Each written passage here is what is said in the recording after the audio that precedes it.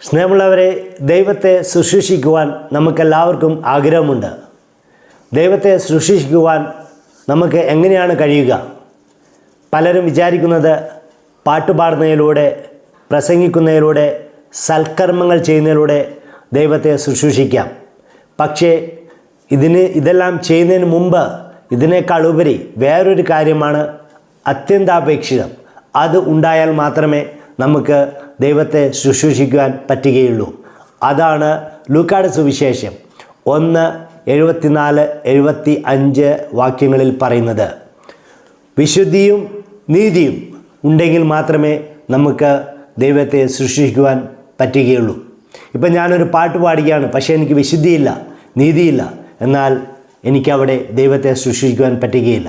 അതുകൊണ്ട് നമുക്ക് പ്രാർത്ഥിക്കാം, ദൈവമേ ഞങ്ങൾക്ക് വിശുദ്ധിയും നീതിയും പകർന്നു നൽകണമേ.